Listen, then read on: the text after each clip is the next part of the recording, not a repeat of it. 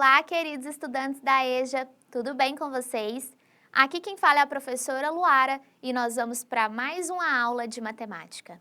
Pessoal, então na aula passada, nós trabalhamos com o nosso conjunto dos números racionais, relacionando então as frações a números decimais e dízimas periódicas. Hoje nós vamos trabalhar com mais dois conjuntos numéricos. Nós vamos falar então sobre os nossos conjuntos dos números irracionais e dos números reais, para a gente poder fechar essa nossa ideia então de conjunto numérico, ok? Então acompanha comigo na tela, bora lá!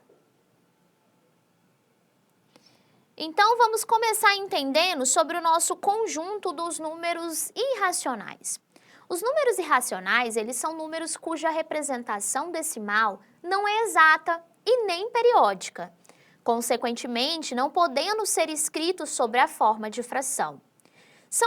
São os números, que podem ser representados por decimais não periódicos infinitos. Esse conjunto, então, ele é representado pela nossa letra I. Então, pessoal, o conjunto dos números irracionais, ele é diferente dos números racionais pelo seguinte aspecto. O conjunto dos números racionais, eles são qualquer número que a gente possa escrever em forma de fração. E por meio dessa fração, a gente tira aí decimais que são exatos e dízimas periódicas. Já os números irracionais, eles não podem ser escritos em forma de fração. E eles são números que são decimais, infinitos, mas que não existe um padrão após a vírgula, ou seja, ele não é periódico. Então, ele é bem diferente do nosso conjunto dos números racionais neste aspecto, ok? Entenderam até o momento? Essa é a principal característica. E aí a gente representa o conjunto dos números irracionais pela nossa letra I maiúscula. Fechou? Então, bora continuar. Trouxe para vocês, então, alguns exemplos para a gente poder entender melhor. Então, tem aqui alguns exemplos de números irracionais, que são os mais comuns que a gente utiliza aí para dar exemplos para vocês. Nós temos, então, letra A raiz de 3, que é aproximadamente 1,73, 20, 50, 80, 75, 68 e continua infinitamente. Vejam então que é um número decimal, ou seja, um número com vírgula, que não existe padrão nenhum após a vírgula. Letra B, eu tenho um exemplo então da raiz de 5. Quando você bater na sua calculadora aí raiz de 5, vai dar um número aproximado a 2,236067977499 e vai continuar infinitamente sem padrão nenhum após a vírgula. Letra C, então, eu tenho um exemplo da raiz de 7. A raiz de 7, na hora que você coloca aí na sua calculadora, vai dar aproximadamente 2,645751311064 e ele vai continuar aí infinitamente sem padrão nenhum após a vírgula. E por último, o mais famoso número irracional que nós temos é o nosso número π, que é aproximadamente 3,141592655359, ou seja, ele vai continuar infinitamente sem nenhum padrão após a vírgula. E pessoal, tem vários matemáticos que estudam aí para escrever, né, a quantidade de casas do número π. Já escreveram várias casas do número π, mas eles nunca conseguiram chegar ao fim, até porque o número de casas do nosso π é infinita, certo? Então, esses são exemplos nossos de números irracionais. Vocês viram, então, exemplos de frações inexatas, que é o exemplo da raiz de 2, raiz de 3, raiz de 5, e vocês viram o exemplo do famoso número π. Tranquilo? Eles são, então, números que são irracionais. Agora que a gente entendeu todos esses conjuntos, a gente perpassou pelos conjuntos dos números naturais, inteiros, racionais e irracionais. Agora nós vamos ver o conjunto dos números reais. E ele só pode ser entendido a partir do entendimento de todos esses outros, tá bom? Então bora lá comigo. Os números reais, então, vamos entender. O conjunto dos números reais, ele é a reunião do conjunto dos números racionais e o conjunto dos números irracionais. E a sua representação é por meio da letra R. Então, por que ele está dizendo isso? Vamos pensar junto comigo. Os números racionais é aquele conjunto grandão que abarca tanto o conjunto dos naturais quanto o conjunto dos inteiros. O conjunto dos naturais e dos inteiros estão dentro do conjunto dos números racionais.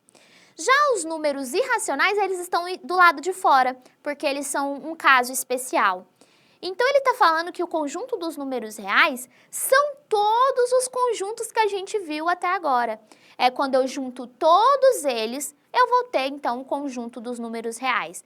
Então, o conjunto dos números reais vão ter números que são inteiros positivos, negativos, números fracionários, números com vírgula, que podem ser decimais exatos, podem ser dízimas periódicas e podem também ser dízimas não periódicas, ou seja, sem padrão nenhum, como o número π. Ou seja, esse nosso conjunto dos números reais, ele é o maior conjunto que nós temos. Ele abarca todos os outros conjuntos que nós estudamos até o momento, certinho?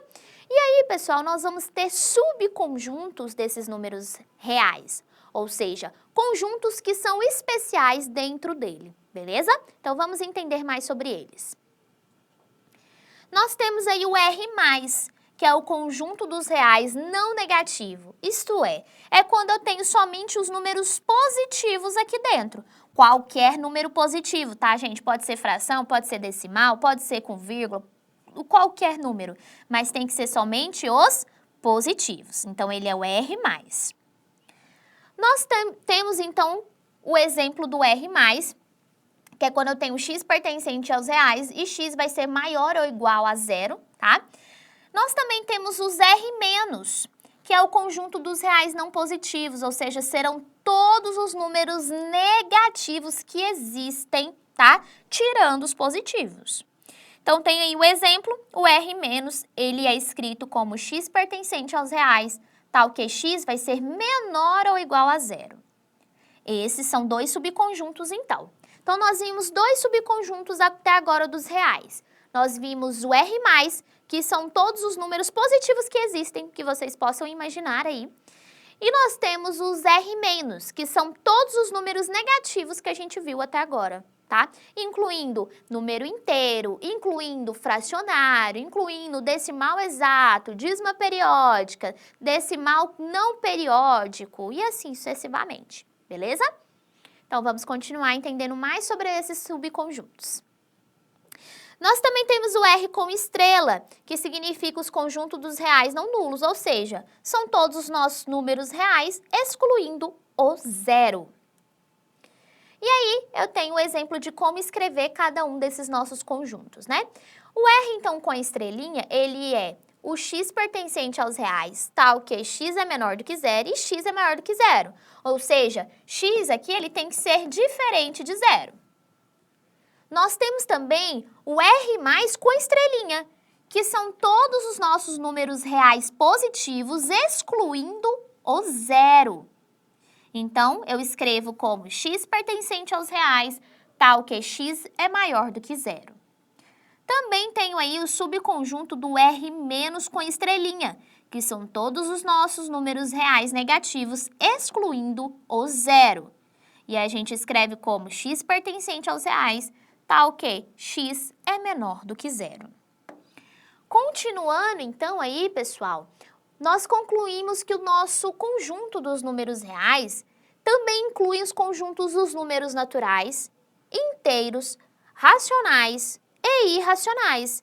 E, portanto, eles também são subconjunto dos reais. Ou seja, eu posso dizer, então, que para além daqueles subconjuntos todos que eu apresentei aqui para vocês, que o conjunto dos números naturais é um subconjunto dos números reais, eu também posso entender que o conjunto dos números inteiros é um subconjunto dos números reais. Entendo também que o conjunto dos números racionais é um subconjunto do conjunto dos números reais.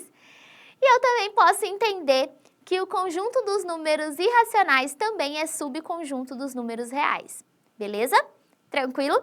E aí, para ficar mais claro para vocês, eu vou fazer um desenho que fica bem mais ilustrativo para vocês entenderem qual conjunto está dentro de qual. Então, acompanha comigo que eu vou desenhar aí para vocês.